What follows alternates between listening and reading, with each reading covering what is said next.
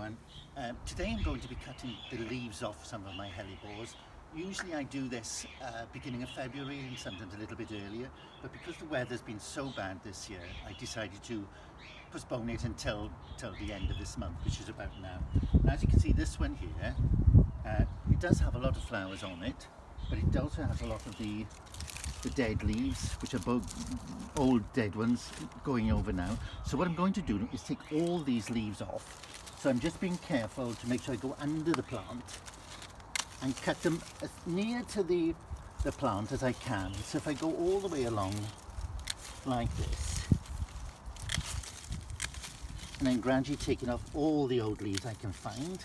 And some people do this early, some people do it early sort of winter or sort of late summer. I prefer to leave it until I think the weather's going to be quite good. We've had some really terrible storms here over the last couple of weeks, so obviously if I had cut them back, I think the flowers would have all been damaged. So with me, as I've said before, this is gardening my way, not necessarily what all the books say and what everyone else thinks is correct. But this is how I do it and it works for me. So I'll continue cutting all the way around, and as you can see, you begin to see all the flowers. And these, because they've had the leaves on them, they're quite well protected and the flowers are still looking quite crisp. They haven't got any dead pieces on them.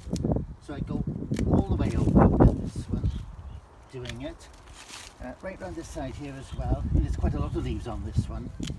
So I'll just do as much as I can for now, and then I shall finish the rest off. But as you can see, there's one in there as well. So I cut that one right down. And you can see the flowers here now are so much nicer without the leaves. Got some dead ones still on the back, but I'll do those afterwards. But this now has shown up all the flower heads. Shame it is they're always looking down, but if you can turn them up there. And if you look underneath, you can see, this is a dandelion here, which I feed the birds with. There are a lot of young seedlings growing all the way through. These are from last year. They're growing in there. I can now dig them up and replant them. This is one that seeded the year before, and as you see, it's formed a nice decent plant. So I could move it, but I'll leave it where it is. So if you leave the seeds where they are, the flowers where they are, they will set seed, and what happens inside there, as you can see, is just going over, but there's these little, they're like little can't know how to explain them really, but there's little seed pods, and they get bigger and bigger, and as they grow, probably by about June, they turn brown and they split and the seeds come out. And last year I planted some of my own seeds, and as you can see, we have quite a lot of young plants ready to go out.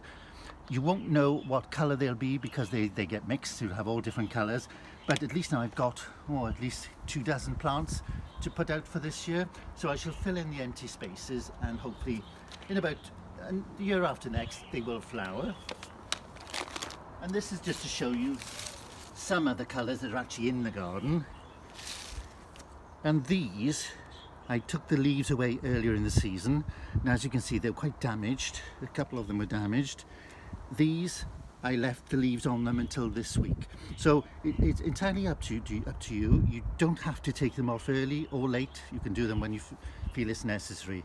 So, and if you want to display them in a bowl like that, and at least you see in the heads. So that's the job for this weekend, and I'll be continuing now to finish all the rest of them off.